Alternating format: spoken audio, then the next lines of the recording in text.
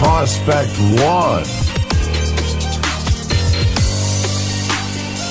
The Cincinnati Reds. The Cincinnati Reds coming in at number 1 on their fantasy prospect top 10 list, Nick Senzel.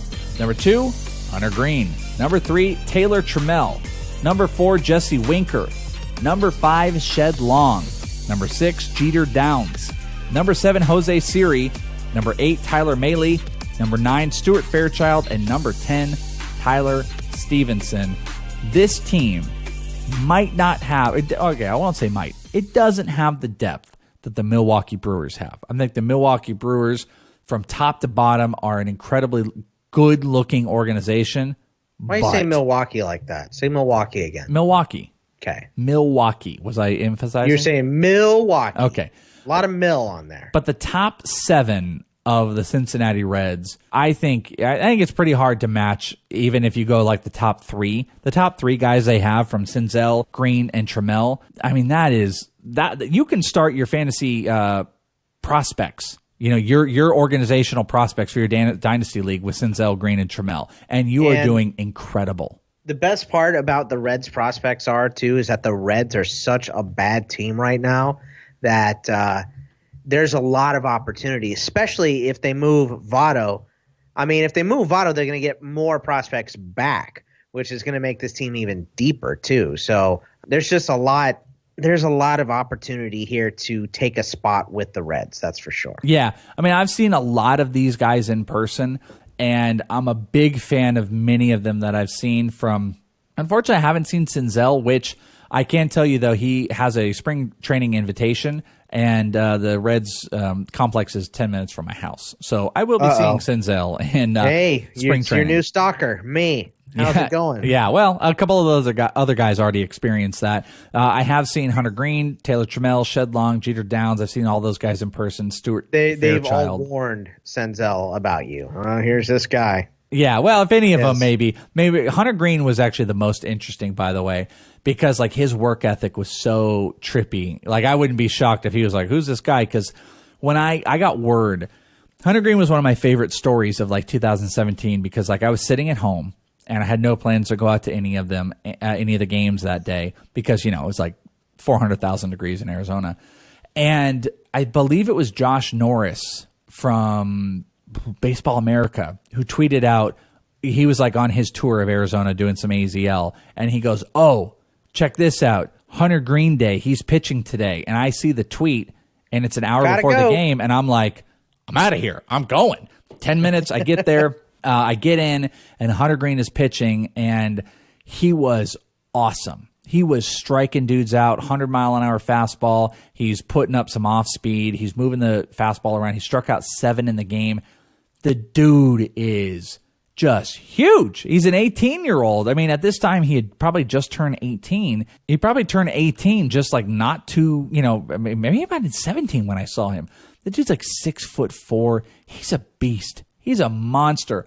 And before the game, I kind of saw him like, stretching out like in the Cincinnati training complex. There's this like hill they have, and they have the red symbol on the hill. And occasionally guys might run up it. And I saw him kind of alone throwing with a catcher. He has this amazing performance. He's striking out dudes. I can't remember it off the top of my head, but it was against the Royals. And the Royals had some an actual older guy who was kind of rehabbing and pitching. And I just can't think of him off the top of my head. But he's going against prospects like Nick Prado, Khalil Lee. And he's really good. He's striking him out. He's into it. He's hyping up his team. Then after, he goes over to the hill. No one else is around. But when Hunter Green is done, I'm leaving because it's 4,000 degrees. And I'm over by the hill, and he's running up it. It looks like Jerry Rice to me, like running up the famous hill, up and down, up and down. And I'm like, this kid's work ethic is something else. I think Hunter Green is going to be special. No one can tell me different, and I will be aggressive in drafting Hunter Green, even if he's a pitcher. How about Taylor Trammell, too? I mean, that kid's a stud, right? He's a total stud. I don't know if it was the same day or not, but there was some side games going on. Shed Long was out there. Taylor Trammell was out there. He's a good-looking prospect. He's got the body you want. He's got the skill set. 13 homers, 41 stolen bases, 281. I think everybody in the world is aggressive on him. I was preaching about him last year. He's inside my top 35. That's what I'll say. I want Taylor Trammell. I think when he gets to the majors, there could be a little bit of a struggle with average and maybe some strikeouts, but once it connects, I mean, you're going to be he'll be one of those guys that you're like fighting over, to get. You're like, okay, I want Taylor Trammell because almost in like, how the feeling of hype that Buxton has in 2018, I think Trammell will share that. Oh, man. What about, we mentioned this before, who's going to come up this year? I mean, I'm looking at roster resource. They have Jesse Winker slated to start over Adam Duvall. I mean, I don't know if that's going to happen.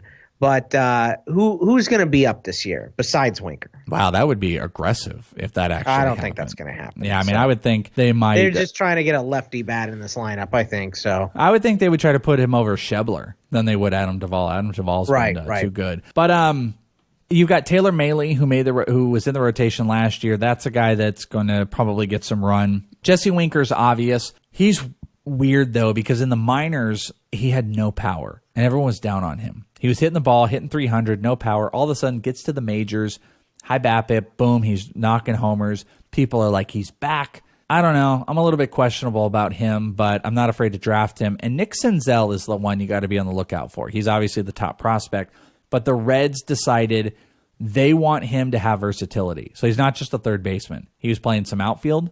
He was playing some second base. I think he could easily play first. They might even be working him at shortstop. They are trying to find a way to get him in the lineup. He's going to be close to 23 midseason. I think if the Reds are out of it, Nick Senzel is going to come up and have some pretty good impact, maybe even along the lines of like how a midseason Carlos Correa had. So Nick Senzel you should be aggressive on. But outside of that, Winker okay, Mahle okay. That's about it.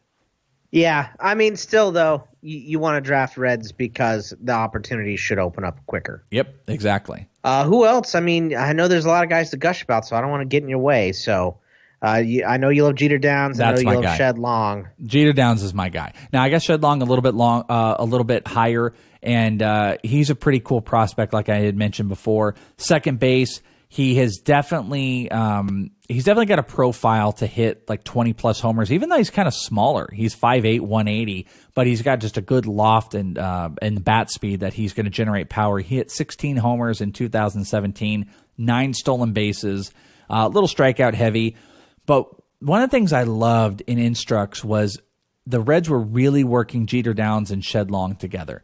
And Shed Long, I think, is going to be I don't want to call him like a Brandon Phillips or anything like that, but it could sit in there maybe with less average. But Jeter Downs, pretty good. That would be good. And speaking of those comps, Jeter Downs reminds me of like a future Jimmy Rollins type of guy. I saw him in a Dodgers Instructs game, and as soon as I was excited to see like he was there, and I'm like, okay, cool, let's check this out. As soon as I saw his swing, I was like, well, I'm in love with him. Just big uppercut loft swing. He just wants to mash the ball. He hit 6 homers, stole 8 bases, hit 267 in 172 plate appearances in rookie ball.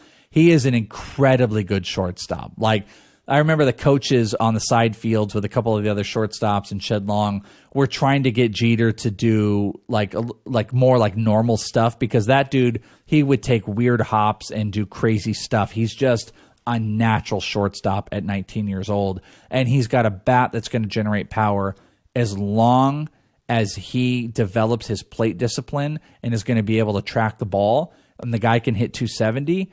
I mean, you're looking like old school Jimmy Rollins. Like, I don't know if it's going to get to that level, but power, speed, shortstop, I'm all in on Jeter Downs and be a very, very aggressive player for me this season. And Shed Long, both of those guys.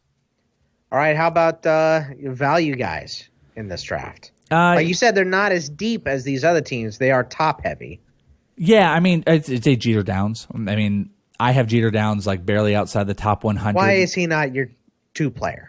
It's Acuna and then Downs, it sounds like. Yeah, maybe. I really like Jeter Downs. I love the guy. Call him Jimmy Rollins. Well, I mean, be careful when I say that. Like, I think it's in that range. Don't get as excited as the Welsh. Yeah, don't get that crazy with it. But like, okay. I really like Jeter Downs. I think he's an incredibly good value, especially if he falls outside of the top 125. Jose Siri had a good year. He's another guy. I really like Stuart Fairchild. He's got a good profile for some power. I think he could be a major league regular, hit 300 in his first stint, and he was out here in Instructs as well. Down the line, Miles Gordon is a player I dig, kind of post 400. Debbie Santana, interesting name, Debbie Santana. Debbie? Yeah, Debbie Santana. All right. I don't have to tell you, that's his name, Debbie Santana. Third baseman, 17 years old, 6'2", 185, hit 300 with 2 homers and 5 stolen bases in the DSL. So those are some really, really deep guys. But I would hone in, if I were you guys, I'd hone in on like Jeter Downs, Shedlong, maybe Fairchild, and then if you want to go a little bit deeper, like a Miles Gordon. But the Reds, like I said, they're not as deep as the Brewers, but the top end, that top 7 is just, I don't know, man. I think it's really, really good, and they got a bright future if they develop all these guys and keep them. Is there anybody else you want to talk about, or is that it? Did we talk about Jeter Downs? Did we talk about him? We talked I think about we Jeter. got Jeter Downs. Yeah. All right, no, that will do it, and that will complete the series here of the NL Central.